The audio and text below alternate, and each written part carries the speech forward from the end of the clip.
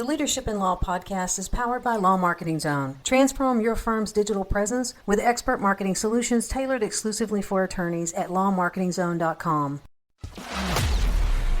Welcome to the Leadership in Law podcast with host Marilyn Jenkins. Cut through the noise, get actionable insights and inspiring stories delivered straight to your ears. Your ultimate podcast for navigating the ever-changing world of law firm ownership.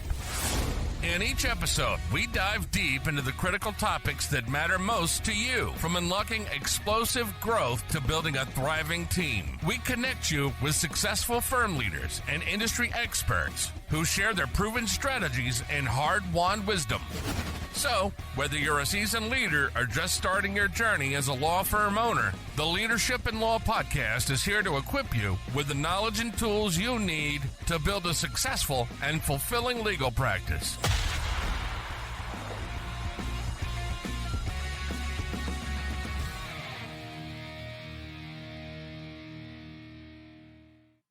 Welcome to another episode of the Leadership in Law podcast. I'm your host, Marilyn Jenkins.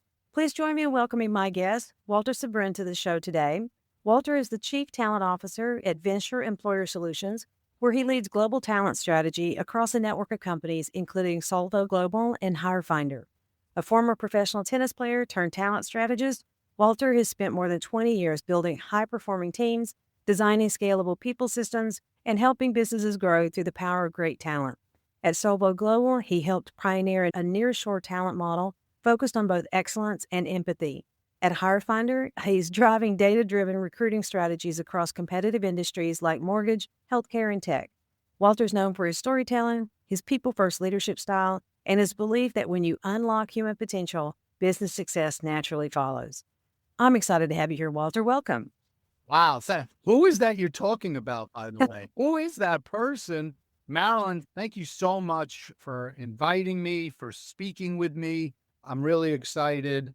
I've heard such great things about you. I really appreciate it. And thank you for that great introduction. Thank you. I appreciate you being here. But yeah, absolutely amazing. And I just love the last line. Unlock human potential, business success naturally follows. That is so fantastic. Yeah, I have been on an incredible journey. Yet started as a failed tennis player, got into sales leadership when I realized I couldn't make money playing tennis, then realized, hey, wait a minute, I'm doing everything that recruiters are doing. So let me check that industry out. Fell in love. I don't know if it chose me or I chose it, but I've now been in recruiting for about 20 years. And 7 years ago, Marilyn, I joined a rocket ship of a company. I just got on at the right time. When I joined Venture Employer Solutions, we had about 120 employees. Things were good. They were making money. And you ready for this? I'm glad that you're sitting down. Are you ready? Okay. Yep, I'm ready. We now, 7 years later, we have 45,000 employees. Wow. That is amazing. We started only as a domestic company. Okay. We're now in 32 countries, 45,000 employees. We focus on any industry, but our big industries is legal, healthcare, staffing companies. But we are totally agnostic, but it's just been a series of hyper growth years, year over year. And yeah, I admit it. And as a talent acquisition kind of a person, to hire that many people, we make acquisitions, it's just been such an exciting portion of my career. The best spot in my whole career. Wow, that's astronomical to think of hiring 44,800 and oh my gosh. Wow. Isn't that nuts? Yeah. Isn't that nuts? That is absolutely nuts. Now you talk a bit about quality, cost effectiveness, and culture with nearshore hiring and nearshore solutions. Can you tell us a little bit more about that? And it's got to be part of your strategy, I'm sure. Yes.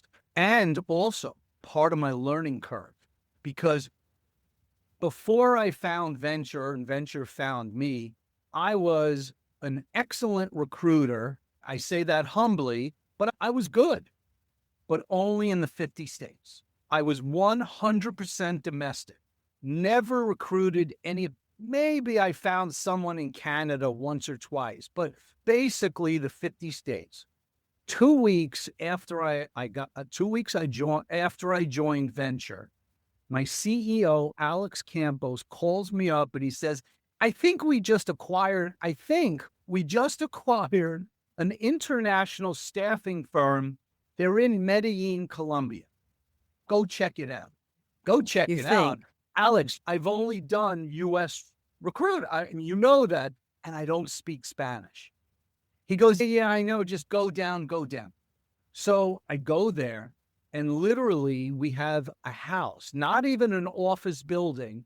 We have 12 people in a house working for a couple of U.S. clients. So I thought it was crazy. Then I found out two things. I found out, one, how cost effective it is to hire people outside the country. Okay. I had heard about that, India, the Philippines. I'd heard about offshoring. We call Colombia nearshoring because they're the same time zone as us. And it's a 3-hour, 2.5-hour flight direct. So it's easy. We call it nearshoring. But then I learned, and Marilyn, I'm just going to be honest. I was an obnoxious, ignorant, United States citizen person who didn't think that the same or better quality took place outside the United States. And A lot of people feel that way. yeah, Marilyn, I met these folks, and you know what I learned? They're just like us. Some of them are great, some of them are not so great, and some of them are terrible. Just like the United States. Literally the same. And in my recruiting endeavors in the U.S., I'm always looking for the great people. So we did the same thing in Colombia. Then we expanded to Argentina, and then we expanded to Peru and Honduras and Jamaica and all these countries. And yes, the culture, it's different in different countries. So yes, so in the same vein, we try to keep Venture's culture intact no matter where we are in the world. Things like we move fast, and you don't need permission to do everything. Let's get things out the door before they're perfect. We want that to be our culture everywhere. But yes, there are cultural differences. And when we go into a country, a new country, we learn the culture of the people first. That's like forget it. We know we will find great workers, great people who could be a paralegal, who can help customer service. We know that we'll find that. So what we do first is we look to meet the folks, meet the people, get to know who do they live with. In some countries, Marilyn, they live with 3 generations in their house. Yeah. And sometimes a 25-year-old in that house could be the primary caretaker and provider for everybody. So it's very different. And you bring up the culture. And I'm sorry, I went a little off into a tangent, but the culture is very important. And we need to treat people a little differently, whether we are in India or Jamaica or Colombia. I absolutely agree. I have international staff as well, and almost everyone I know does. And it actually makes for a great company culture. You get to learn so much about different things. And we have in our team meeting, we literally play Pictionary a few rounds, right? You have to concede. If you try to draw something they don't have in their country, okay, nobody gets a point, you move on. But it is fun to be able to learn more about other countries. I love that you're doing that to get that culture down first so you find the fit for your company.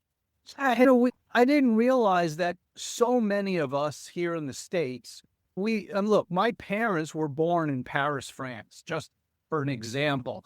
And it's amazing how many people have a preference, like they would like their staff to live in Brazil, to live in Portugal. They have a preference. So now we're in such a great position to be able to provide. We can provide payroll, we could provide the recruiting, establishing the offices, all that in all these countries. And Maryland, look, selfishly for me, I've been to 5 continents in the 7 years. How amazing. I'm seeing cows in the middle of the street in India. I'm seeing monkeys on the side of the road in Kenya. This is a New York guy who again was literally shut out. My perception of the world as a great talent pool, I was just not seeing it, or maybe I just was choosing to not hear and see it. But yeah, my eyes have been opened. Wow. And I think there's also the benefit for everyone doing some international travel. There is so much out there, but I agree with you as far as the talent. I know a lot of people that do international, especially Colombia has great people and amazing work ethics. So to think that we have it all is small-minded. Yeah. But I love that you're doing that. So if you're thinking about, obviously if someone is growing fast, they can contact Venture and you can help place people with them. Is that correct? Yeah, no, totally. Again, I heard a great statistic the other day. We have placed, you ready for this? We've placed 800 different titles, different job positions across all the organization. Marilyn, I'm a recruiter. I didn't even know there were 800 jobs in the world, let alone we've placed them. And yes, so we provide offshore, nearshore talent, payroll. We could be the employer of record. We have some of our clients, I don't know what you choose, Marilyn, but some of our clients, they really want their people in an office. They want their staff to come to our office, have supervisors, have top level security.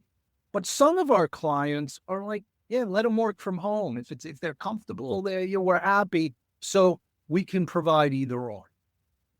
Okay. As you double check like the internet speed and the equipment and that sort of thing to make sure that they are prepped and ready. Do you do any like pre-training if someone wants someone to do say an account management position? Do you do that training if you're going to be the employer of hire and then if you're not and they want to be the employer, how do you handle that? Yeah. So now that we've placed so many folks in so many different roles, I'm not going to say we're experts in every position or every industry. Definitely not that. However, what we find, Marilyn, is it's a true partnership to train your people.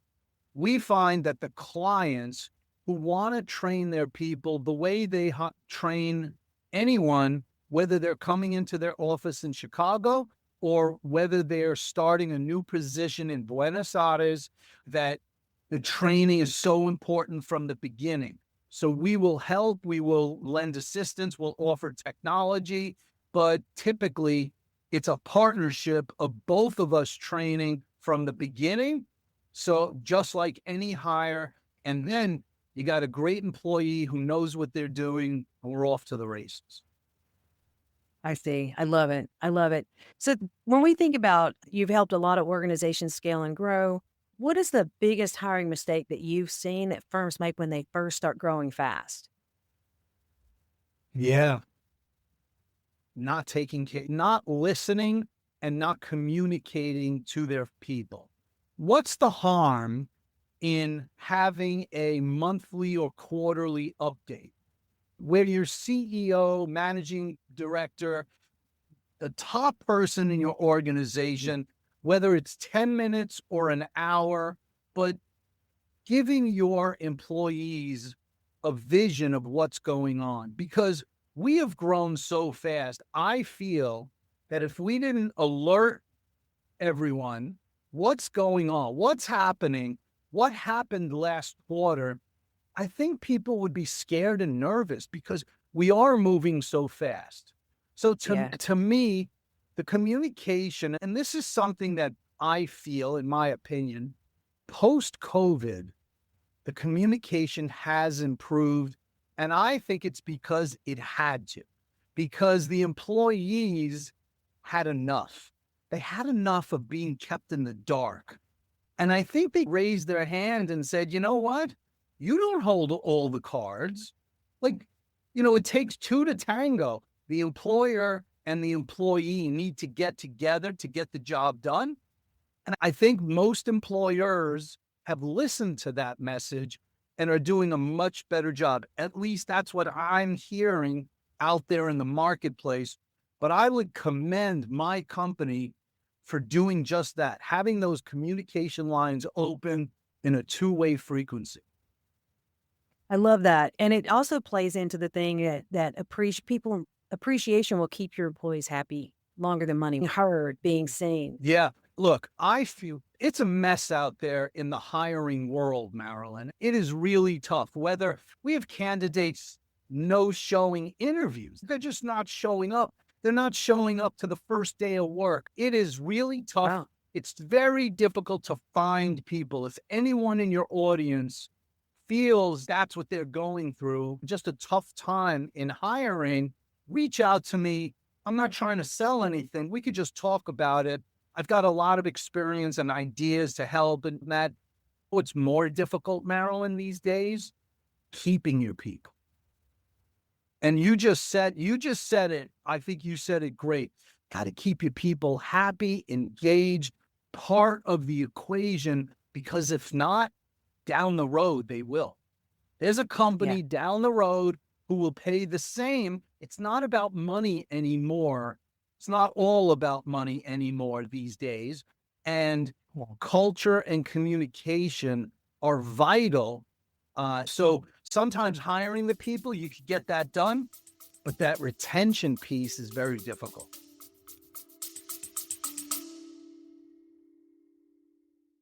Hey, lawyers, are you losing cases to firms online that aren't even better attorneys than you? They're just better at marketing? Most law firms are nearly invisible online. If you're not showing up in the Google Map pack, if your ads aren't converting, or if you're constantly waiting on referrals, you're leaving money on the table. At Law Marketing Zone, we've helped clients go from 0 to over 20 cases a month. And we put our top strategies into a quick, free checklist, the Law Firm Marketing Fix. 10 ways to stop losing clients online. Download it right now for free. You'll discover the biggest mistakes most firms are making and how to fix them fast. Then, if you're ready, book a free strategy call and we'll walk through the gaps in your current marketing. Don't wait for referrals. Start attracting your ideal clients today. Click to get the checklist now.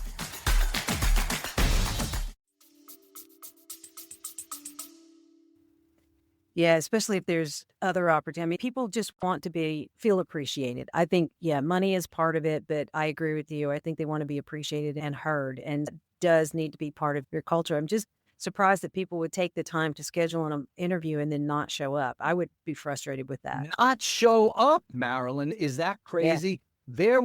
There is a McDonald's in the Midwest. I think in Michigan, there's a McDonald's that's paying $50 to get candidates to show up to the interview. You get the job, you don't get the job, it doesn't matter. They get $50 for taking the interview. That's how desperate, and I use the word desperate. Maybe some people will use the word smart. I don't know, but they were so desperate to get candidates to show up for interviews, they were paying them to come. That is crazy. It's a different time, but you know what it shows? First of all, there are lots of companies out there who are offering interviews. And unfortunately, if you don't show up and you don't call, to me, that's a lack of professionalism, but it shows that they're getting other job opportunities, other interviews, are coming their way. Marilyn, I have countless stories of companies paying more money and not making the hire because of the culture, because of the candidate experience during the interview process. Money is not the most important thing every day. And if I could yell that from a mountaintop, because that's changed. That's a newish thing here in the US at least, but all across the world, it used to be whoever paid the most would typically get the hire. It's not the case anymore. Not all the time. And do you find that it's been a backlash from that quiet quitting that happened after COVID kind of thing? And so people are being more picky about the type of places, the type of jobs that they take? I do. Yes, 100%. Again, there was nothing good about COVID. Absolutely nothing. However, it did wake up. As a result, it woke up a lot of people on the employee side, and it gave them the idea that, wait a minute, I have choices. I have choices in my career. I don't need to be miserable and stuck here if a employer is not at least appreciating my effort, appreciating my collaboration.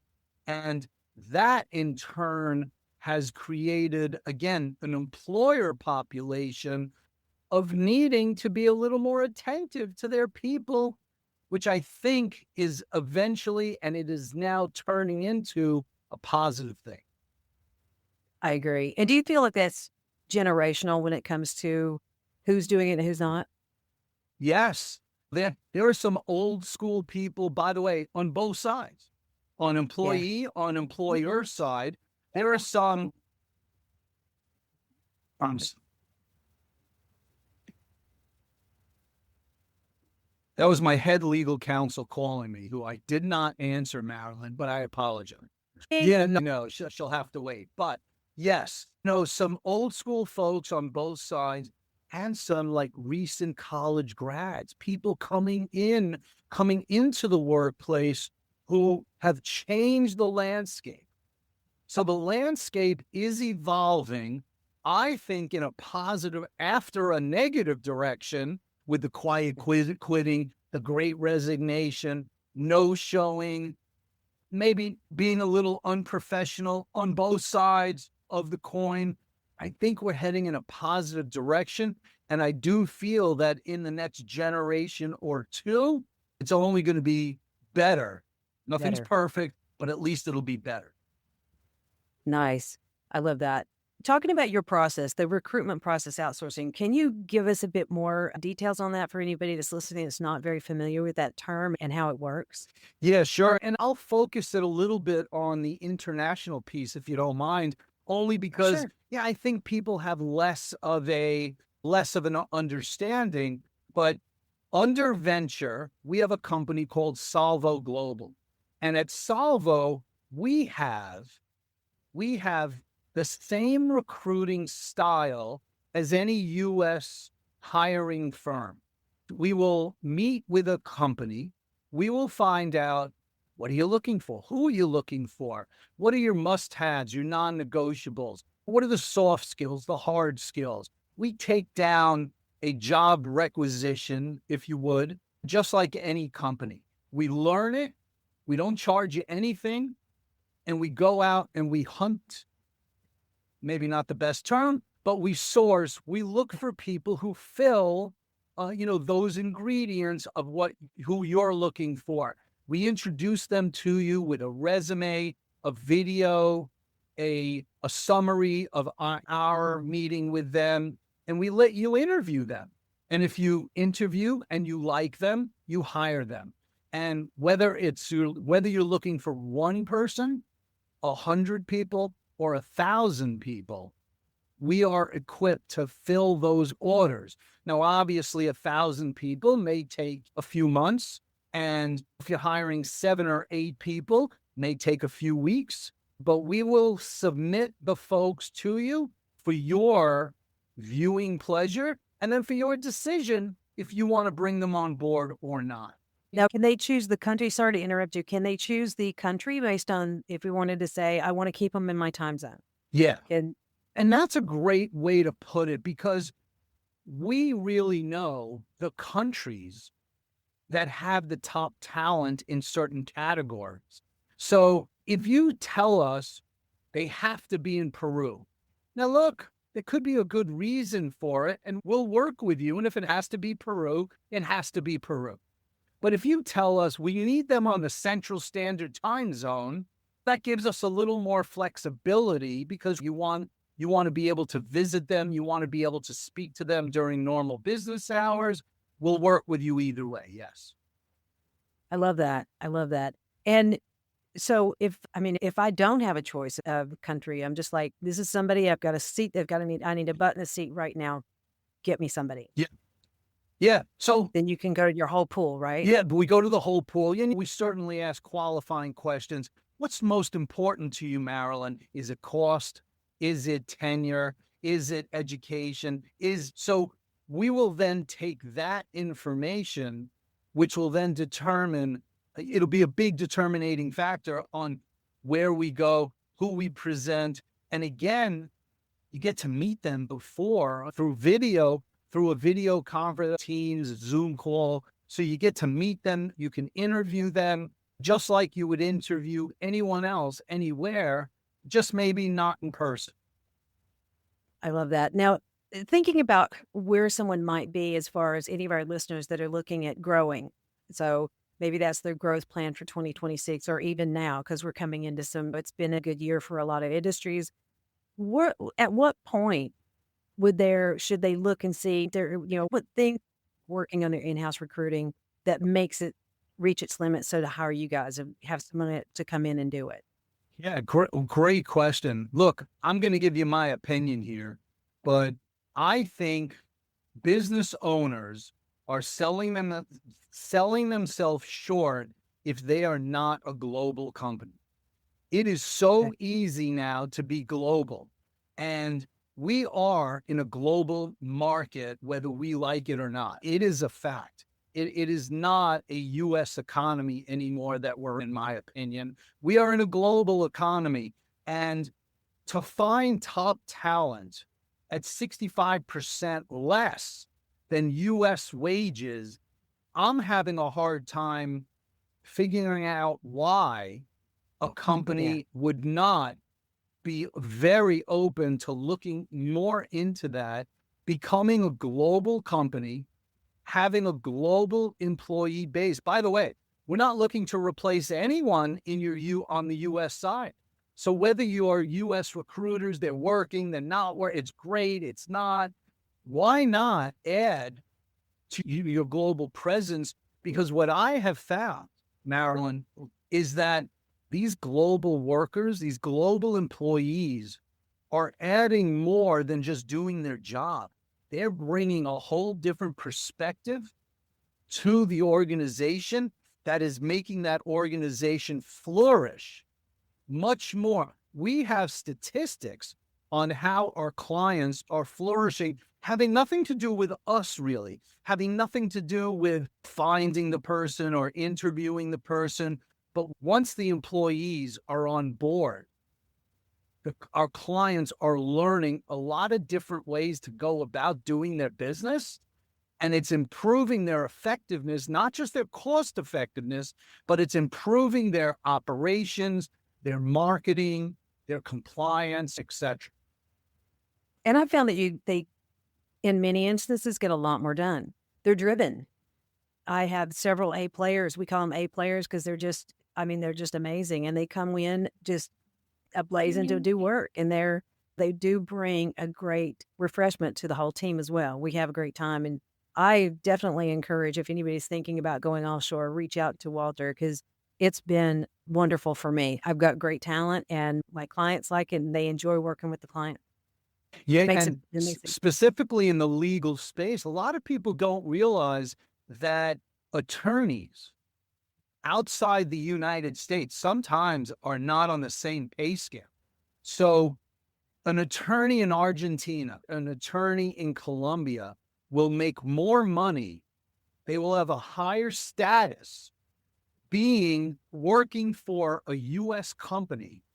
And they didn't pass the bar in California, but they can be a paralegal, legal assistant. They can consult in many different ways. And they are attorneys where they live.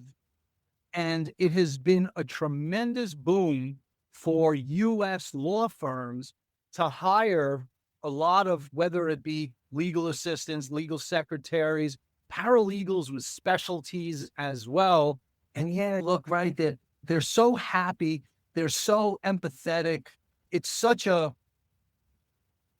I have to be careful in saying this because, well, again, we have great people in the United States, but we have to realize there's great people like A players outside who are a breath of fresh air. And you know what I found the only difference is, Marilyn?